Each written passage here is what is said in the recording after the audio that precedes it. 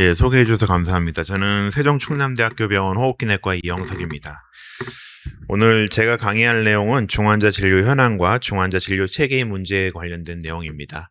강의로그에서 보시면 아시겠지만 이렇게 좀 강의 장수가 굉장히 많은데 어차피 통계 자료이기 때문에 시간 내에 맞출 수는 있을 것 같습니다. 원활한 강의를 위해서 조금 순서를 바꾼 점을 양해 부탁드립니다. 시작을 하겠습니다. 처음 이제 저희가 봐야 되는 거는 우리나라 인구 구조입니다. 1960년대에 비해서 2026년 현재는 중위 연령이 19세에서 47.3세로 증가했음을 보고하였습니다. 2072년이 되게 되면 중위 연령이 63세까지 증가됨으로 인해서 우리 사회는 점점 고령화에 빠지고 있습니다. 이게 우리나라 자체의 문제만이 아니라 전 세계적으로도 비슷한 형태로 진행이 되는 것 같고요. 이런 고령화 사회가 진행됨에 따라서 중환자실 내에 평균 연령도 증가하고 있습니다. 이건 2017년에 인텐시브 케어 메디신에 나온 이제 논문인데요. 유럽에 있는 중환자실을 봤을 때 메디안 에이지가 67세까지 점점 증가하고 있음을 보여주고 있고, 우리나라 중환자실도 외국과 비슷하게 증가하고 있습니다. 2008년부터 2018년까지 중환자실 이용률은 증가하고 있고, 평균 연령은 65세 이상의 노인분들이 많은 부분을 차지하고 있음을 알 수가 있습니다. 아시다시피 노인분들은 이제 연세가 들면 들수록 하스피탈 모탈리티랑 28데이 모탈리티는 증가할 수밖에 없습니다. 즉 ICU 사망률이 증가할 가능성이 있다는 거죠. 또 하나는 올드에이지 환자들은 대부분 코모비티를 갖고 있기 때문에 일반적인 질환이라고 할지라도 시비어리티가 올라갈 수밖에 없습니다. 그래서 2008년부터 2018년까지 중환자실 중증 처치 건수를 보게 되면 인공호흡기, 투석, CRRT, 에크모, 승합제까지 점진적으로 증가하고 있음을 알 수가 있습니다. 이 얘기는 이제 앞으로도 계속 이 현상이 계속 지속이 될 수밖에 없고, 결국은 이제 대한민국 전체의 중환자실의 중증도는 증가할 수밖에 없다는 것을 알 수 있습니다. 다음은 지역별 의료 이용 현황에 대해서 말씀을 드리겠습니다. 아시다시피 서울과 수도권의 대부분의 병원들이 몰려 있고, 많은 환자들이 서울과 수도권의 대형 병원들을 이용을 하고 있습니다. KTX가 운행이 되고 나서 부산과 서울까지 2시간 반 정도밖에 걸리지 않잖아요. 그러다 보니까 전 지역, 그러니까 전 지방에 있는 모든 환자들이 서울 대형 병원을 아주 손쉽게 일생활권으로 이용할 수밖에 없고, 그러다 보니까 대부분 환자들이 서울로 몰릴 수밖에 없습니다. 이런 환자의 서울행뿐만이 아니라 의사들도 수도권행이 이루어지고 있는데요. 대부분 대형 병원들이 많이 생기고 나서 지역에 계신 여러 선생님들이 수도권으로 이직을 하는 경우가 굉장히 많이 있고, 그러다 보니까 서울 의사 밀도는 4.67명에 반해서 비수도권 의사는 2.5명으로 감소가 됨을 보여주고 있습니다. 조금 더 아찔한 상황은 이제 향후 수도권에 6,600개의 병상의 증설이 예정되어 있어서 이런 의료 블랙홀은 굉장히 심화될 수밖에 없는 것 같습니다. 이런 것들을 개선을 하기 위해서 전공의 비율을 5.5대 4.5로 조정을 했음에도 불구하고 수도권의 충원율은 개선되고 있고 비수도권은 오히려 악화되고 있습니다. 여러 선생님이 느끼셨겠지만 우리가 일반적으로 말을 하는 이제 소위 전공의 선생님들한테 인기가 있는 과들, 뭐 정형외과나 정신과나 이제 뭐 마취과나 이런 데는 이제 전부 다 충원이 되고 있는 반면에 필수 의료를 담당하고 있다는 내과, 소아과, 외과, 산부인과는 미달인 경우가 굉장히 많이 있습니다. 이렇듯 의료 인력의 불균형이 생기다 보니까 결국은 의료 인력이 없게 되면 그 의사가 치료를 할 수 있는 병을 못 치료하는 상황이 될 수밖에 없고, 그래서 최근에 병원 뺑뺑이나 응급실 뺑뺑이라는 얘기들이 많이 언론에 언급이 되고 있죠. 최근에 이제 29주 임산부가 출산을 하기 위해서 청주에서 부산까지 헬기를 타고 이동하는 일이 있었습니다. 물론 이제 산부인과 선생님들 수도 부족하지만 29주 산모가 이제 출산을 하고 나면 그게 미숙아가 되기 때문에 그 미숙아를 케어를 할 수 있는 소아과 선생님들의 부족도 이런 현상의 원인이 될 수 있을 거라고 생각을 합니다. 그리고 또 하나는 이제 19세 이제 고등학생이 스테이투스 에필렙티쿠스가 있었었는데 부산 전역에 응급실을 돌아다니다가 사망한 사고도 있었습니다. 실질적으로 3차 병원 부족 지역 중증 환자의 사망률이 높다는 보고도 있었습니다. 그래서 2020년 중증도에 따른 성인 중환자실 이용 현황 및 요양기관별 진료 현황 분석 보고서에 따르면 여기 보시는 바와 같이 서울을 1로 했을 때 수도권, 광역, 기타로 가면 갈수록 하스피탈 모탈리티가 이제 통계학적으로 의미 있게 증가하고 있음을 보여주었습니다. 그런데 참 아이러니하게도 중환자실 이용 행태를 보게 되면 요양기관 지역과 중환자실 이용 환자 주소지 일치율은 80%에 달하고 있습니다.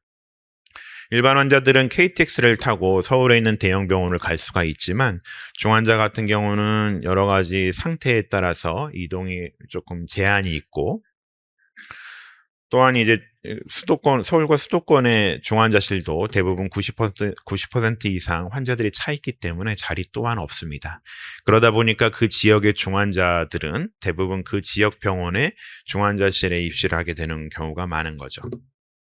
앞서서 말씀드린 것처럼 의료 인력은 점점 감소하고 있고 중증도는 점점 증가하고 있습니다. 그럼에도 불구하고 지역에 있는 환자들은 그 지역에 있는 중환자실에 입실을 하고 있는 상황이 되다 보니까 앞서서 보고한 바와 같이 지역에서의 중환자실에 입실한 환자의 사망률은 증가할 수밖에 없는 상황입니다.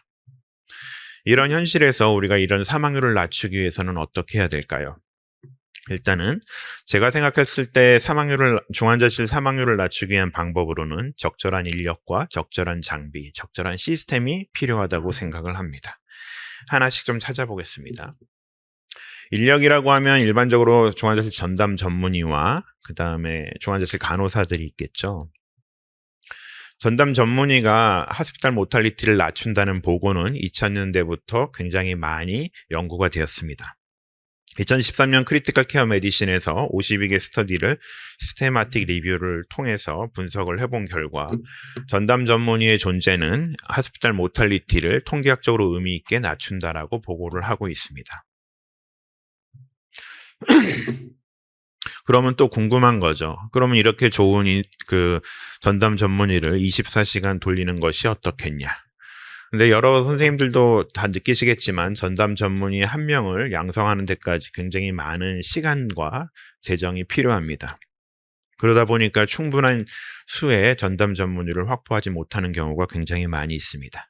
그래서 그 다음에 연구 주제로는 24시간 동안 전담 전문의를 돌리는 게 나은지 아니면 낮 동안만 전담 전문의를 돌리고 밤에는 일반 의사로 그 당직을 서는 게 나은지에 대한 연구들이 있었고 1개의 RCT와 17개의 논 RCT 스터디들을 포함한 시스테마틱 리뷰를 봤더니 밤에 야간 당직으로 전담 전문의를 세우는 것과 일반 의사를 세우는 것 차이에서는 하스피탈 모탈리티 차이가 없었습니다.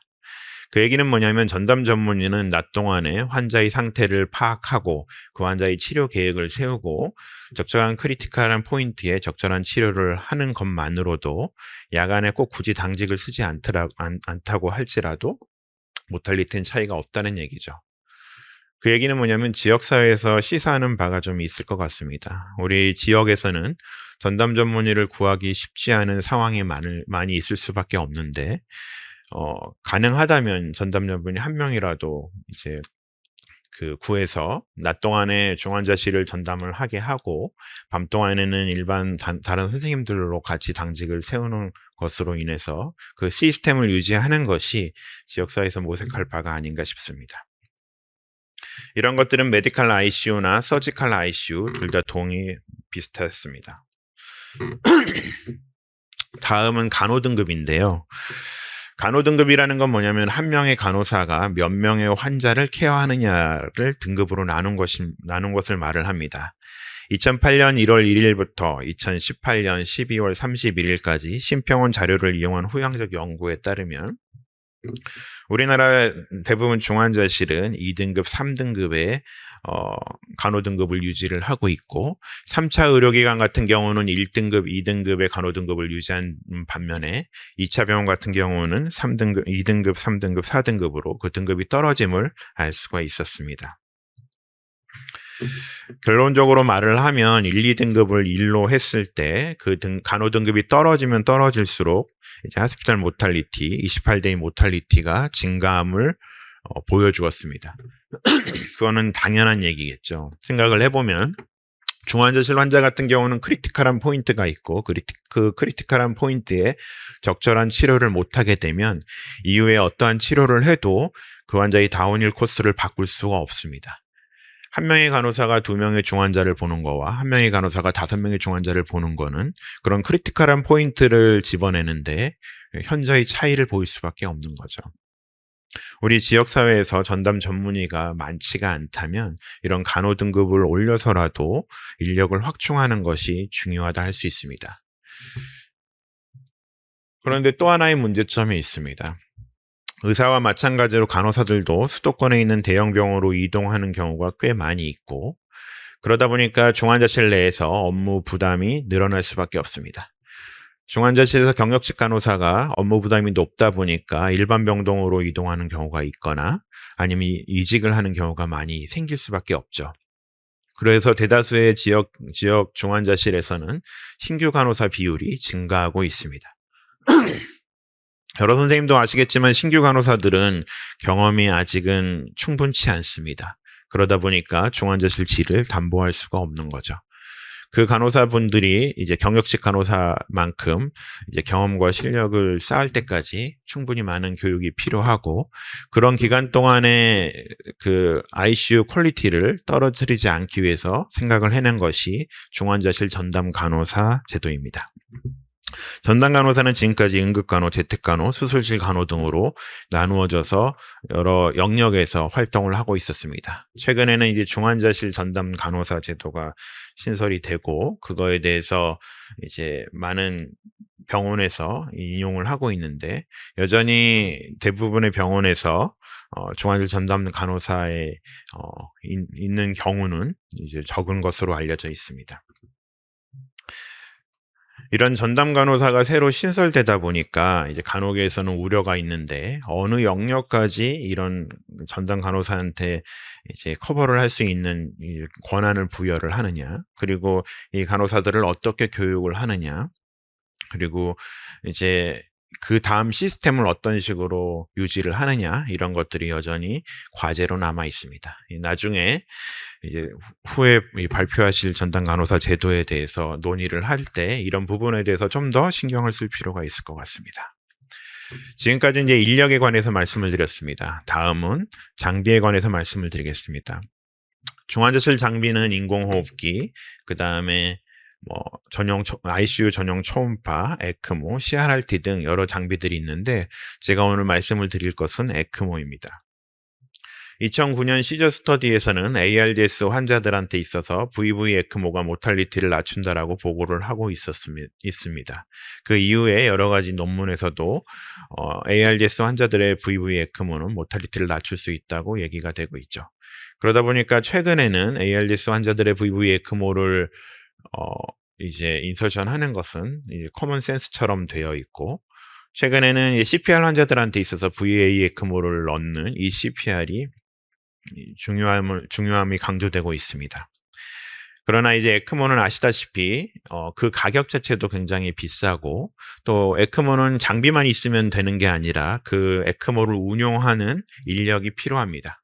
앞서서 말씀드린 것처럼 지역사회에서는 이제 전담 전문의 수도 좀 줄고 그리고 이런 그 에크모를 인서션 할 수 있는 심장내과 선생님이나 아니면 흉부외과 선생님 수도 줄어들고 있기 때문에 대부분의 병원에서 이제 에크모를 다 할 수 있다라고는 말씀드릴 수가 없을 것 같습니다.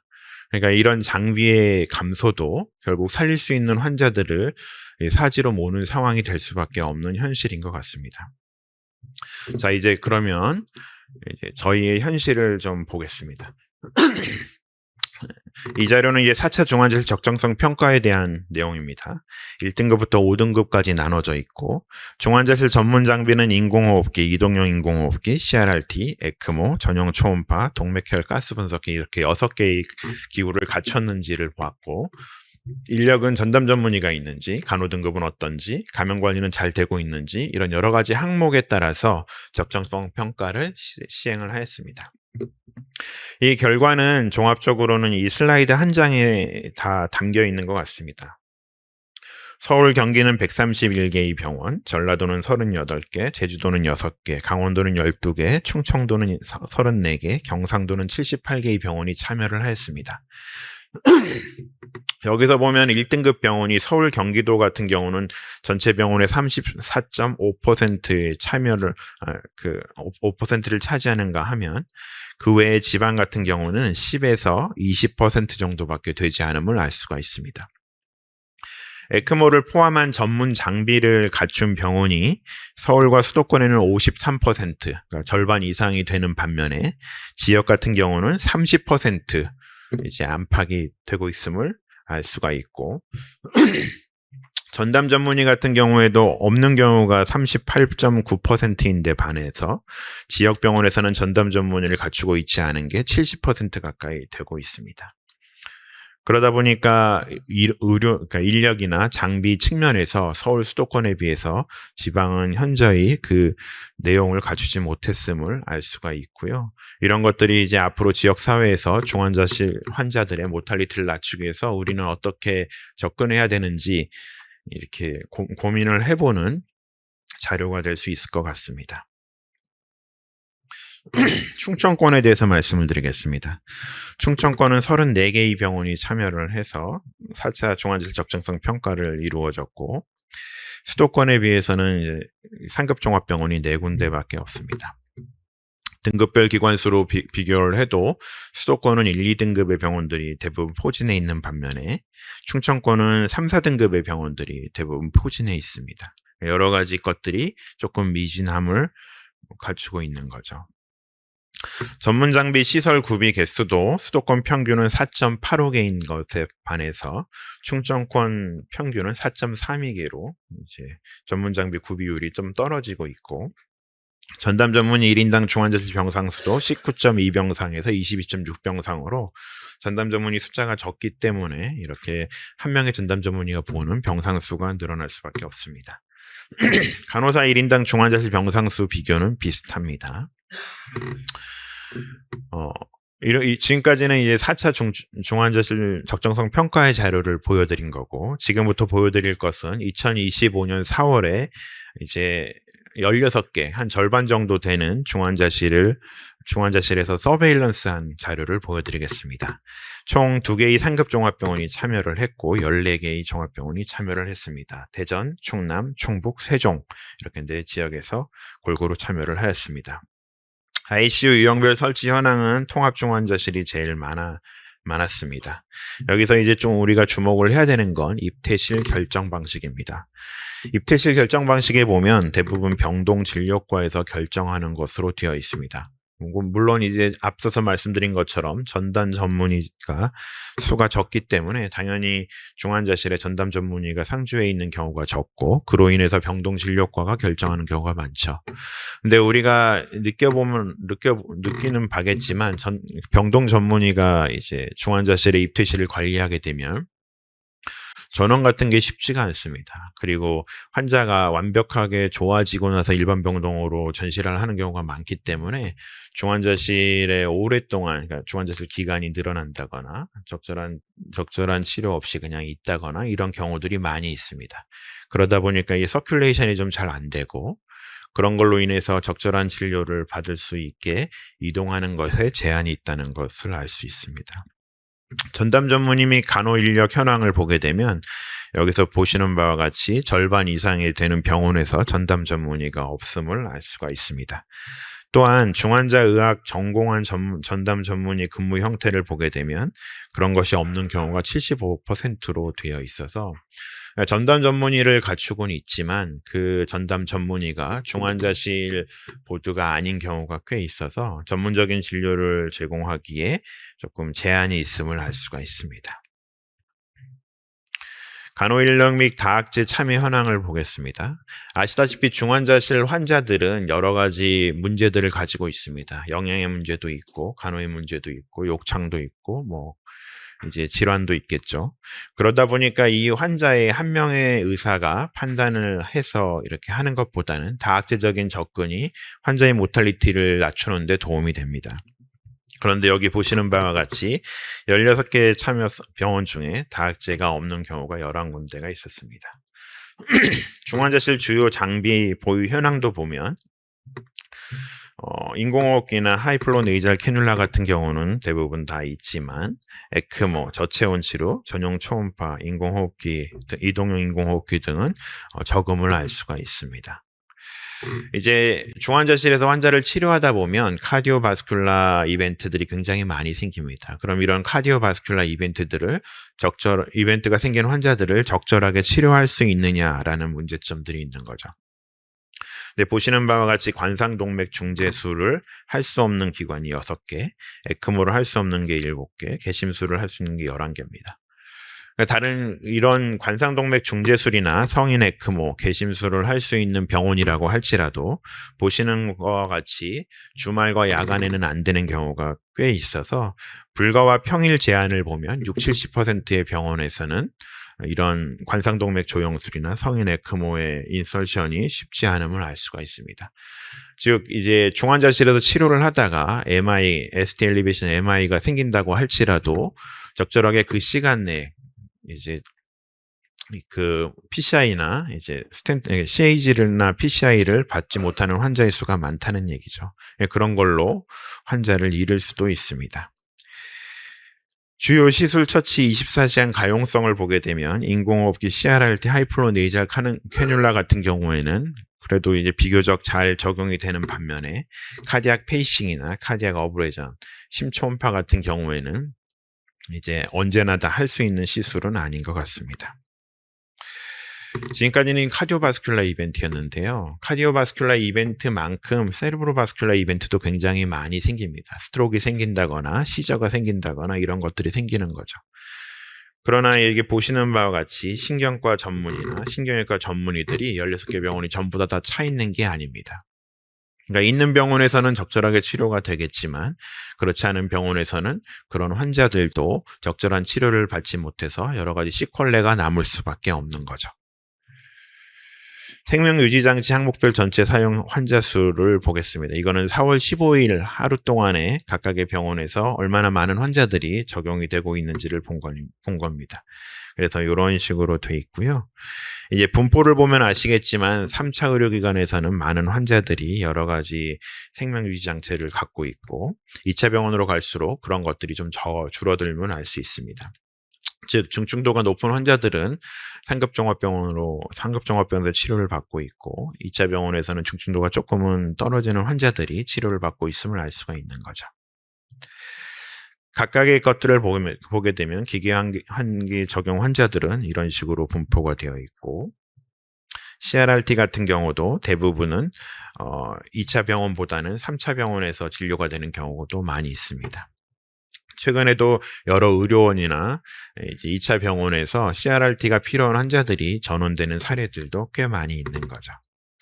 에크모 같은 경우에도 할 수 있는 병원과 없는 병원들이 나눠져 있기 때문에 그런 환자들이 이렇게 분류가 돼서 치료를 받고 있습니다.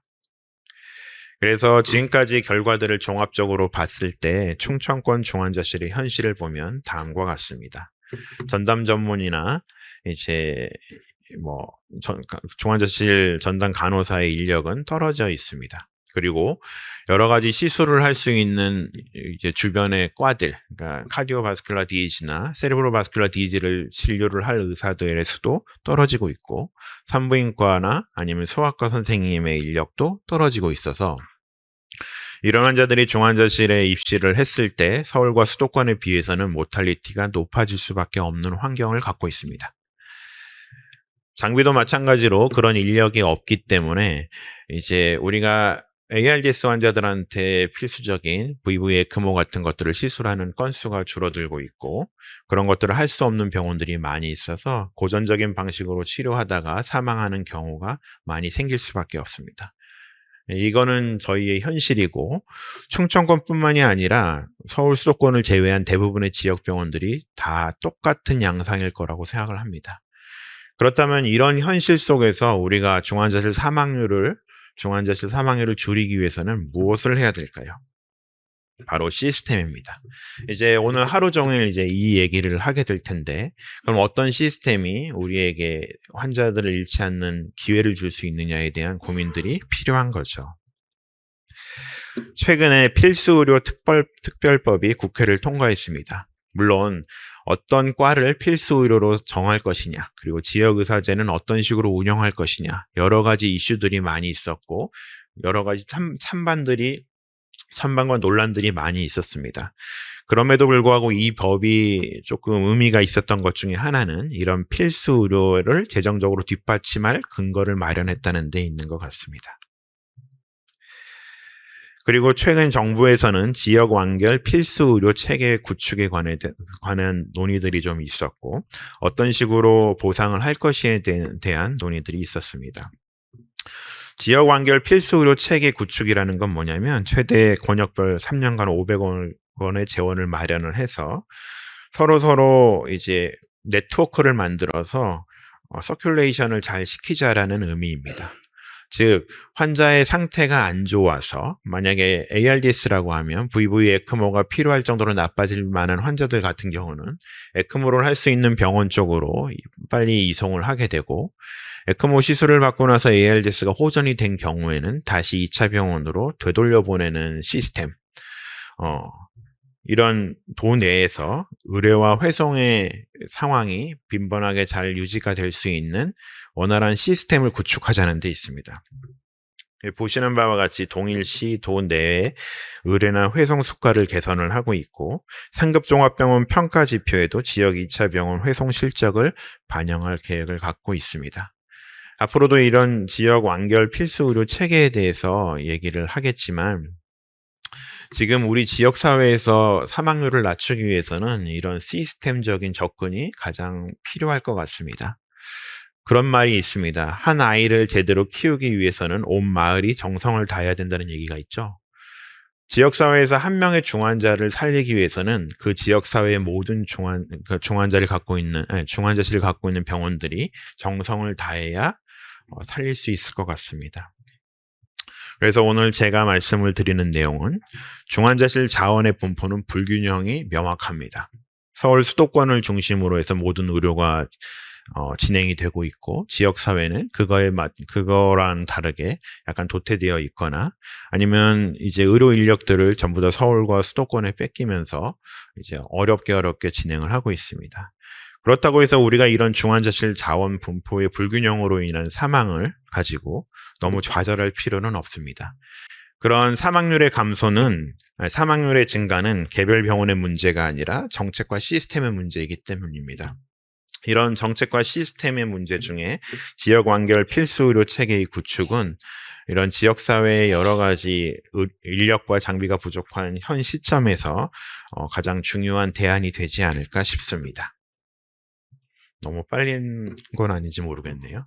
아무튼 오늘 제가 발표할 내용은 여기까지입니다. 감사합니다.